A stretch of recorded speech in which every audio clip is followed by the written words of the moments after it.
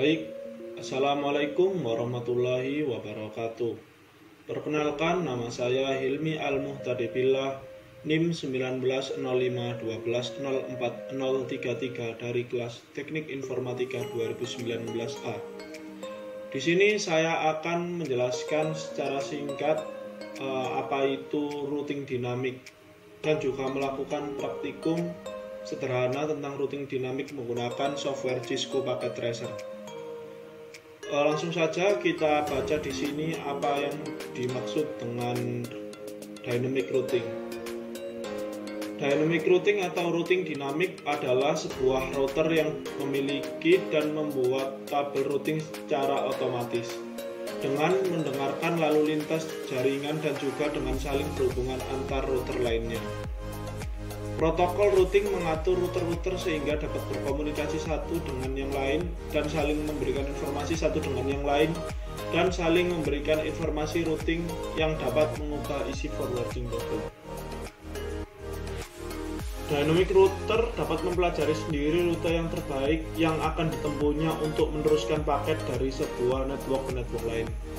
Jadi di sini dapat kita simpulkan bahwa dynamic routing ini sebenarnya mirip dengan routing statik, hanya saja dia dapat menentukan jalurnya sendiri. Kita tidak perlu mengisikan satu-satu forwarding table-nya. Jadi kita hanya menginputkan pada tabelnya nanti itu kaki-kaki dari tiap jaringan. Jadi nanti tiap router akan bertukar informasi sehingga mereka dapat menentukan sendiri jalur yang akan mereka tempuh. Tentunya hal ini sangat efektif jika pada jaringan besar ya, sehingga kita tidak perlu mengatur satu-satu dari tiap jaringan, itu cukup merepotkan. Baik, agar lebih mudah memahami, kita langsung saja masuk ke praktikum. Skenario pertama yaitu dalam percobaan ini kita akan mensimulasikan routing statik praktikum menjadi routing dinamik dengan menggunakan protokol RIP versi 2 yang melibatkan 3 router dan masing-masing router memiliki network di bawahnya seperti gambar berikut. Bisa kita lihat di sini terdapat 3 router, yaitu router 1 yang terhubung ke 2 PC, lalu terdapat router 2 yang terhubung ke 1 PC dan juga router 3 yang terhubung ke 2 server. Langkah percobaan yang pertama yaitu buat simulasi jaringan seperti gambar di atas, termasuk setting IP gateway router, lalu setting gateway router, lalu IP address PC, netmask PC, dan gateway PC.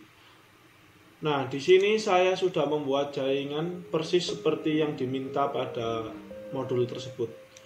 Kita sudah mengatur IP dari tiap-tiap PC. Kita cek PC 1 sudah, PC 2 sudah, lalu PC 3 juga sudah, server sudah, server 2 sudah, router 1 ini yang terhubung gateway pada PC 1, ini gateway pada PC 2, lalu ini yang terhubung ke server router 2, maaf, ini terhubung ke router 3. Sedangkan pada router 2 ini juga sudah terhubung ke PC 3, ini yang terhubung ke router 1 dan ini yang terhubung ke router 3. Dan pada router 3 juga sama, ini yang terhubung ke server 1, terhubung ke server 2, server 1, ini pada router 1, ini yang terhubung dengan router 2. Baik, kita baca langkah selanjutnya, yaitu isikan network routing RIP setiap router sebagai berikut. 12. Kita masukkan pada router 1 terlebih dahulu. RIP kita masukkan networknya yang pertama yaitu 12.12.12.1. Add masuk, lalu yang terhubung ke router 3 13.13.13.1. Oh, maaf, salah, kita remove terlebih dahulu. Jaringannya 12.12.12.0 networknya. add, lalu 12 yang terhubung dengan router 3 13.0 add, lalu ini 192.168.1.0 ini PC jaringan pada PC 1, lalu 192.168.1.64 ini pada PC 2. Oh, sama ternyata. Selanjutnya yaitu pada router 2 RIP yang terhubung dengan router 1.1.2.1.2.0 add, lalu yang terhubung dengan router 3.12.3.0 add, lalu 192.168.1.128 yang PC 3 add. Baik, sudah lengkap semua, tinggal yang router 3. Kita lihat di sini router 3. 13. Iya, kita isi langsung saja yang router 3 tadi RIP yang terhubung dengan router 1 yaitu 1.3.1.3.1.3.0 add, lalu terhubung dengan router 2.3.2.3.3.0 add, lalu yang terhubung ke server 1 yaitu 33.33.33.0 add, lalu yang terhubung dengan server 3.4.3.4.3.0 kita add juga. Baik, sudah semuanya. Selanjutnya yaitu setelah selesai menambahkan network routing RIP, kita tambahkan perintah pada tab CLI tiap masing-masing router sebagai berikut. Ini yang pertama no auto summary, lalu version 2. Kita tulis di router 1 terlebih dahulu, lalu di CLI no auto summary. Nah, seperti ini Pak, saya lupa auto summary. Oh ya, sudah benar. Ini kita nyetek saja no auto summary, lalu enter, lalu version 2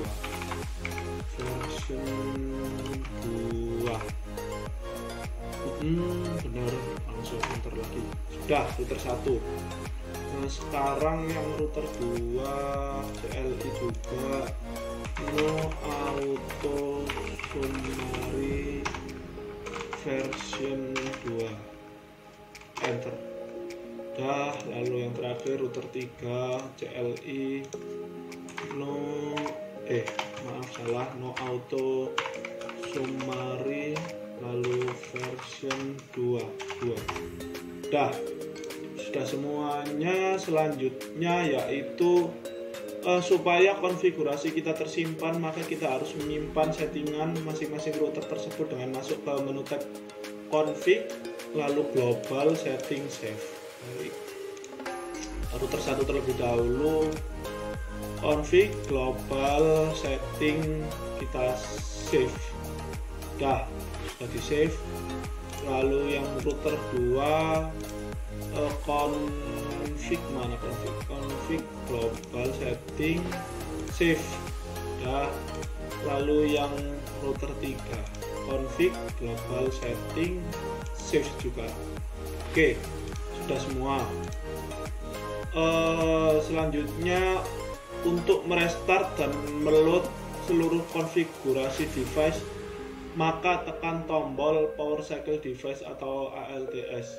Nah, problemnya di sini ya teman-teman. Kemarin ketika saya menekan ini, maka bootnya ini lama sekali dari tiap-tiap device ini. Maka saat ini kita manual saja, kita matikan. Ini bisa kita matikan enggak? Ya, kita matikan semuanya. Ini kita matikan juga. Ini kita matikan routernya juga, kita matikan. Mana ini kita matikan, ini juga kita matikan. Router 3 kita matikan juga sini. Halo server 1 kita matikan, server 2 juga kita matikan. Oke. Nah, setelah ini kita nyalakan satu persatu seperti tadi. Kita boot ulang. Oke, sudah menyala.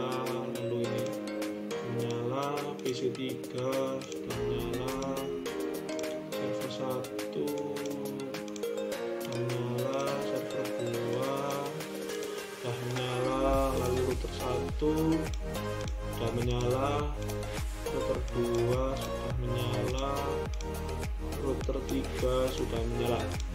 Kita tunggu sampai semuanya sudah booting. Setelah semua device tadi sudah menyala kembali, sudah booting, kita lihat tahapan selanjutnya. Kita baca di sini. Untuk menampilkan tabel routing pada masing-masing router, silahkan masukkan perintah berikut pada CLI router, show IP route. Baik, kita coba pada router 1 terlebih dahulu, CLI. Di sini show IP route. Kita lihat. Nah, ini dia yang pada huruf R ini merupakan rutenya. Ini 23.23.23.0 ini merupakan yang menghubungkan antara, jika kita ingin menuju ke 23.23.23.0 maka melalui 13.13.13.3 dengan menggunakan kabel yang terhubung pada port serial 3, dan selanjutnya ini bisa kita lihat di sini. Selanjutnya kita lihat pada router 2. Di sini show IP route. Nah, sudah muncul ini untuk menuju ke jalur 13.13.13 ini kita melewati jaringan 23.23.23.3 yang terhubung pada port serial 3. Lalu selanjutnya ini juga ada yang, jika kita ingin menuju ke device dengan IP 33.33.33.0 maka melalui jaringan 23.23.23.3 yang terhubung pada serial 3. Dan selanjutnya ini untuk menuju ke 43.43.43 ini adalah milik server 2 melalui 23.23.23.3 yang terhubung pada serial 3.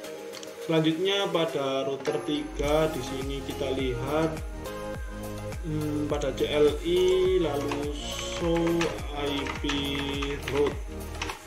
Nah, itu dia, kita bisa lihat yang pertama ini untuk menuju 12.12.12 ini melalui 13.13.13 yang terhubung pada serial 2. Lalu kok cuma satu nih? Oh, ini ada more. Mana ini cara lihatnya, more. Nah, ini dia untuk menuju ke jaringan dengan IP 192.168.1.0 ini adalah milik dari PC1. Ini adalah jaringan yang ada pada PC1, yaitu melalui 13.13.13.1 yang terhubung pada serial 2. Begitu juga untuk menuju PC2, ini adalah IP milik PC2 melalui 13.13.13.1 yang terhubung pada serial 2. Selanjutnya untuk menuju 192.168.1.18 ini adalah IP network pada PC3, yaitu melalui 23.23.23.2 yang terhubung pada serial 3. Sudah, kita lanjut ke tahap selanjutnya, yaitu pindahkan mode ke simulasi lalu buat skenario seperti berikut. Edit filter event list IP versi ICMP. Kita ubah mode ke simulation. ICMP sudah kita masuk simulasi. Selanjutnya kirimkan paket PDU dari PC1 ke PC2, lalu PC1 PC3, lalu PC1 server 1 dan PC1 ke server 2. Baik, ini add symbol PDU dari PC1 menuju PC2.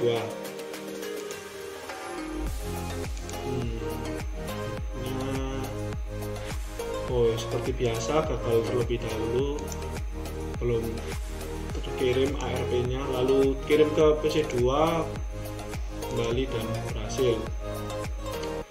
Selanjutnya dari PC1 menuju PC3, kita coba bismillah. Ya, terkirim menuju router 2. Masih belum bisa lagi, kita ulang. Kirim ke router 1, router 2, PC3, kembali ke router 2, ke router 1, dan berhasil kembali ke PC1.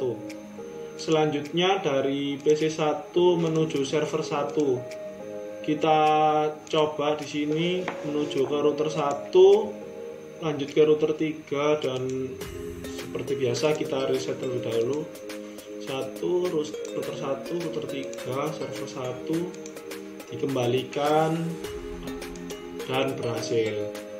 Ya, selanjutnya dari PC1 ke server 2. Sini terkirim menuju router 1, router 3, dan seperti biasa kita reset terlebih dahulu. Router 1, router 3, server 2 dikembalikan lagi dan kembali ke PC1. Berhasil. Selanjutnya apalagi, yaitu dari PC3 ke PC1, PC3 ke PC2, PC3 ke server 1, PC3 ke server 2. Oke, kita delete terlebih dahulu @symbol_pdu dari PC3 menuju ke PC1. Seperti biasa dikirim ke router 2, lalu ke router 1, lalu lanjut ke PC1, kembali ke router 1, router 2, dan dikembalikan lagi ke PC3. Berhasil ya teman-teman. Lalu selanjutnya dari PC3 menuju PC2. Data dikirim menuju router 2 ke router 1, lalu ke PC2 lagi, kembali ke router 1, ke router 2, dan dikembalikan ke PC3. Berhasil. Selanjutnya dari PC3 menuju server 1. Data dikirim menuju router 2, menuju router 3, lanjut ke server 1, dikembalikan lagi ke router 2 dan ke PC3. Berhasil. Selanjutnya dari PC3 menuju server 2. Dikirim ke router 2, paket diteruskan ke router 3, ke server 2, kembali ke router 3, ke router 2, dan kembali lagi ke PC3. Berhasil ya teman-teman. Lalu kita lihat apa lagi. Kirim paket simbol PDU dari server 1 ke server 2, server 1 PC1, server 1 PC2, server 1 PC3. Baik, kita delete terlebih dahulu. Lalu dari server 1 menuju server 2. Berhasil. Ya, kirim ke server 2, dikembalikan lagi ke server 1. Berhasil. Selanjutnya dari server 1 menuju PC1. Lihat di sini menuju router 3 ke router 1 ke PC1, lalu dikembalikan ke router 1, router 3, dan kembali lagi ke server 1. Selanjutnya dari server 1 menuju PC2. Data dikirim ke router 3, ke router 1, kembali lagi, dan dikembalikan lagi ke server 1. Berhasil juga. Kita delete. Lalu dari server 1 menuju PC3. Melalui router 3, router 2, dan PC3. Berhasil semuanya teman-teman. Oh belum, ini belum kembali ke server kok. Baik, kita tunggu. Ya, berhasil sudah. Delete. Selanjutnya, setelah selesai membuat simulasi pada poin 3, kembalikan ke mode real time.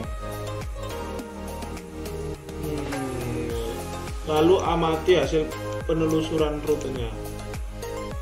Seharusnya tadi setelah. Oke, kembalikan ke mode real time. Coba lakukan tracing dengan arah seperti poin 3, lalu amati hasil penelusuran rutenya. Seperti tadi, kita masuk ke mode real time, lalu apa ini tadi, disuruh tracing. Baik, dari PC 1 kita ke desktop, lalu command prompt kita tracing dari PC 1 menuju PC 2 terlebih dahulu. Titik berapa tadi, PC 2 itu 65 kalau nggak salah. Iya, berhasil. Jadi ini adalah 192.168.1.62. Ini merupakan gateway dari jaringan pada PC 1, lalu ini adalah IP milik PC 2. Berhasil. Selanjutnya kita tracing dari PC 1 menuju PC 3. 128. Ya, ini adalah gateway dari PC 1, lalu 121.2 ini adalah gateway dari router 2. Oh, berarti belum sampai. Kita coba lagi. Belum sampai teman-teman, gagal itu. 192.168.1.128. Coba lagi. Kok nggak sampai ya? Ini masih sampai di gateway dari, oh saya salah teman-teman, 128 itu merupakan gateway-nya ya, gateway dari jaringan yang ada pada PC 3. Kalau dari IP PC 3 itu 253, maaf teman-teman, 253 ya. Kita coba. Nah, ini baru sampai ke PC 3. Yang tadi kan cuma sampai sini adalah gateway yang dimiliki jaringan, yang dimiliki router 2. Maaf, router 2, ini gateway dari router 2. Selanjutnya dari PC 1 menuju server 1 yaitu 33.33.33.1. Ya, ini gateway jaringan pada PC 1, ini adalah gateway dari router 3, dan ini merupakan IP dari server 1. Lalu ke server 2, 43.43.1. Ya, sama jalurnya, cuma beda tujuan akhir yaitu pada server 2. Sudah. Selanjutnya pada PC 3 kita coba menuju PC 1 terlebih dahulu.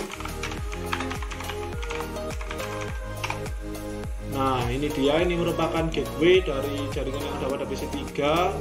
Lalu ini adalah gateway dari router 1, dan ini adalah IP address dari PC 1. Selanjutnya menuju ke PC 2, 192.168.1.65. Nah, sama jalurnya, hanya saja tujuan akhirnya ini ke PC 3. PC 2, maaf. Selanjutnya ke server 1 kita tracing juga. Nah, jalurnya ini dari gateway PC 3 keluar menuju gateway dari dari router 3, lalu ini adalah IP address dari server 1. Lalu ke server 2 kita coba 43.43.43.1. Nah, sama ya teman-teman, jalurnya melalui router 3 ini yang menghubungkan dengan router 2, 23.23.23.3, lalu ke server 2 selanjutnya. Sudah berhasil. Lalu server 1, desktop, command prompt. Kita coba dari server 1 ke server 2 terlebih dahulu, yang terdekat. Nah, ini hanya keluar ke gateway router 3, lalu oh, ini gateway dari jaringan yang ada di itu apa, server 1. Ini gateway-nya server 1, lalu sampai di router 3. Server 2, maaf, server 2. Lalu kita trace dari server 1 menuju PC 1, 192.168.1.1. Sama, berhasil. Lalu selanjutnya ke PC 2 melalui gateway dari server 1, lalu ke gateway dari router 1 diteruskan ke PC 1. Lalu kita coba ke dari ke PC 2 1.65 ya sama, hanya saja ini sudah tadi ke PC 2 ya teman, sekarang ke PC 3 harusnya. Maaf tracer 192.168.1.253. lihat ya, berhasil juga. Ini adalah gateway dari server 1, lalu ini adalah gateway dari router 2 diteruskan ke PC 3, berhasil semuanya. Selanjutnya yaitu buat skenario jalur routing R1 ke router 1 ke router 3 jalurnya putus dengan mendisable salah satu interface router yang terhubung dengan R1 R3. Misal interface serial R3 R1 menembus sekitar 15-20 detik. Sekarang lakukan poin 7 kembali. Baik, kita putus interface pada router 3 yang terhubung ke router 1. Yang terhubung ke router 1 merupakan serial 2 ya teman-teman. Di sini kita bisa lihat, di sini kita matikan portnya. Kita tunggu. Sudah merah, ini sepertinya sudah bisa. Selanjutnya kita disuruh melakukan pengetesan pada poin 7 kembali. Yang ini ya teman-teman.